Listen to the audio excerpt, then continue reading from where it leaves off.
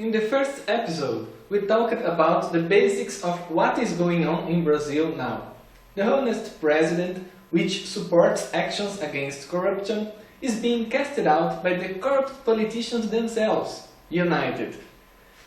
How can such injustice happen?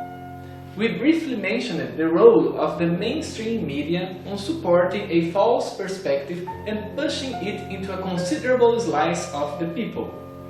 By completely ignoring the bigger and serious issues, while focusing and targeting heavily on minor issues, the mainstream media pretends that the true reasons for the impeachment do not exist or are not important. Tripping a country up.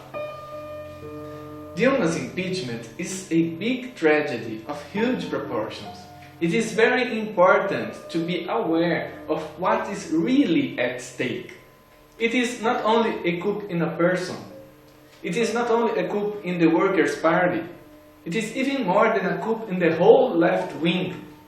It is not only a coup in the democracy. It is a coup in Brazil. And it is more than a coup in Brazil. It is a coup in BRICS itself, the promising union between Brazil, Russia, India, China and South Africa. It is also a coup in all popular governments in South America. It is the meltdown of a nation's bright future. Let's understand this better. Fight against corruption. Dilma's support to the undertaking of investigations against corruption is not mere discourse or hypocrisy. It translates into actions and numbers. The operations and prisons related to corruption are at historical heights. Several laws have been created to properly detect and punish illicit usage of public money. The police is not blocked or censored by the government in the accomplishment of their investigative tasks. With this positioning and a strong hold on making justice, Dilma has attracted the bad will of a giant and powerful country-wide network of illicit fortune-making. Corruption in Brazil is a real and big issue. Truly standing against it is a courageous act by itself. Nevertheless, 100% of all citizens and politicians agree on this point. Everybody speaks against corruption, including those who practice it. It is easy for me and for you to be against corruption. Dilma suffers the consequences of being president and really being against corruption, not only in words, but also in thoughts and actions. Political reform. In 2013, we had several manifestations in Brazil, when a considerable number of people went to streets to protest for change. Political reform was Dilma's answer to the clamor coming from the streets. The meaning of the message was, with the current political system, chances for a meaningful and significant transformation are very restricted. The proposed political reform represents a series of changes on how the representatives of the people are chosen, as well as how the policies to be implemented are elaborated and decided. And the core idea is to make public policies more influenced by the public. Increase popular participation in the decisions. A movement towards opening and participation, towards transparency and collaboration. At that time, the role of the mainstream media was either ignore or discredit the political reform as suggested by Dilma, focusing on minor aspects of it. In social networks, it has been accused as a perilous communist attack. In September 2014, around 500 organizations in the whole country promoted a plebiscite to acknowledge people's support for a political reform in Brazil. From a total of 7,754,436 votes, 97% declared to be favorable for a political reform. Around 7.5 million voted yes. This is a very expressive achievement, but silence is one of the mainstream media weapons.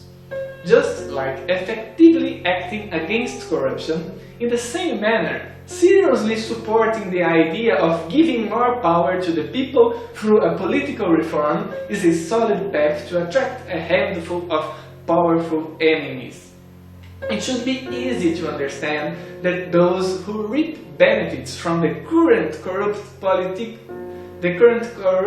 political system do not want true changes on it. Media democratization. In the Brazilian Federal Constitution, Article 220, 5th paragraph, it is explicitly expressed that privately owned communication channels in the country cannot be object of monopoly or oligopoly. To bring this single statement into reality in Brazil would imply dramatical changes in the country's communications. But this is only the tip of the iceberg. Articles 220, 221, 222 and 223 paint a picture where the media should translate the plurality of voices that this rich country has. Unfortunately, what we really have now here is a powerful monolithic conglomerate which tends to transform any dissonant voice into ridicule, even if this voice is from the Pope itself. Raising the flag of bringing democracy to communications resulted in unprecedented joint of forces by the mainstream media against Dilma's government. Furthermore, the mainstream media depicts the democratization initiative as censorship. It is fairly the opposite. The democratization aims to give voice to the unheard. Oil and education. Each one of these can be seen as enough reason for a government overthrow. Through action against corruption, political reform support, media democratization. There is also another cause of concern for the plutocracy who is driving the current coup in Brazil. In one word, education. Ignorance is their strongest support. Awareness is their true enemy. Dilma's motto for her second mandate is Brazil, homeland of education. It is well known in Brazil that due to Workers' Party governments, the country ended up removed from the hunger map, which is a report made by the United Nations. After the successful accomplishment of this basic first step, feeding the stomach, a new goal was set, to feed people with knowledge and culture. This is a very expensive enterprise, and this is where the oil factor comes in. You may have heard about pre-salt. The pre-salt is an area of oil deposits found in deep saline rock layer, which forms one of the various rock layers in the seabed. Ex-President Lula considered its discovery in Brazil a God's blessing, the source of money for the expensive enterprise of education in a continental-sized nation. The value of pre-salt petroleum found in Brazilian coast is estimated to be trillions of dollars. Those interested in impeachment can easily buy lots of Brazilian congressmen with a tiny fraction of this amount. The intention of cheap selling this national treasure for overseas companies has been explicitly expressed.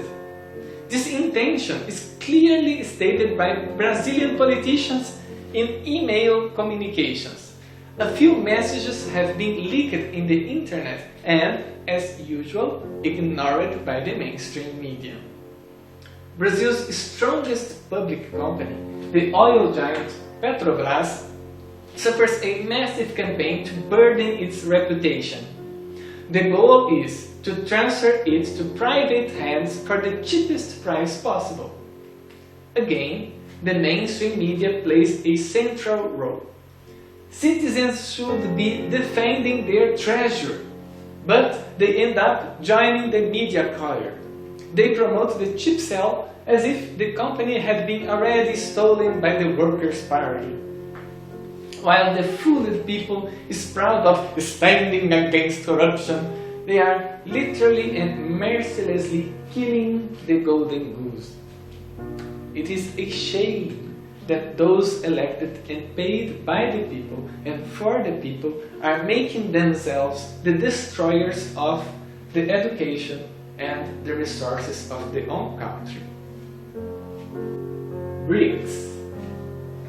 The single-handed and unchallenged financial power behind the banks is geared towards one thing: profit. This has been the sacred principle above all others. When the creation of BRICS Bank was announced, it has been received as great news by many. It has been perceived as if we would finally begin to have some balance by having a new significant financial power geared towards development. BRICS: Brazil, Russia, India, China and South Africa. The national Brazilian mainstream media has not given more than minimal attention to it. Sincerely speaking, in Brazil, if you do not have other reliable sources of information, you are left in the dark. Even though you consume news, you are left uninformed. A coup in Brazil is also a coup in BRICS, weakening this powerful coalition which has potential to be effectively a global game changer. The sacrifice of a bright future. In 2008, a global economical crisis was hitting the world, but Brazil, under the Workers' Party government, didn't suffer a recession. Similarly, in 2015, despite the catastrophic tone of the media, Brazil was again going through a severe global crisis with a reduced impact and a positive perspective. The government has not denied the existence of a crisis and the necessity of adjustments, which were done in 2015 and impacted negatively the economy. The perspective is to overcome it and start growing again. While the media focus exclusively in the crisis, there are very positive and concrete aspects of the current scenario. No hunger anymore, social inclusion, steady increase of minimum wage, World Cup, Olympics, several new federal universities, big buildings such as San Francisco River Transposition, Belo Monte Dam, railroads, and a bright educational plan. This and much more is what is being thrown away. We shall have an episode only to list the good things going on, which are absolutely forgotten by the mainstream media. It is also true that there is an economical crisis going on right now. Despite all the real issues the country still have to address, none justify an impeachment. Instead of help to fight it, the impeachment supporters take advantage of it. The worse is the situation, the better, because government's popularity decreases. We should join forces in favor of the best for the country's people. Congress should foster solutions. Congress is blocking them instead. We shall see more details about it in future episodes. Too good to be true. Dilma has not committed any crime.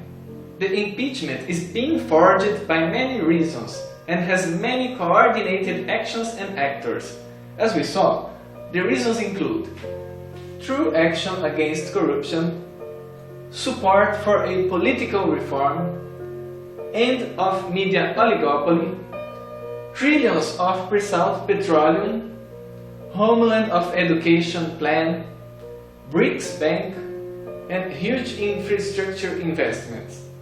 As a consequence, this brings the opposition of real corrupt and criminals, career politicians, mainstream media, overseas oil companies, all which profits on ignorance, NATO, IMF, World Bank, imperialist powers.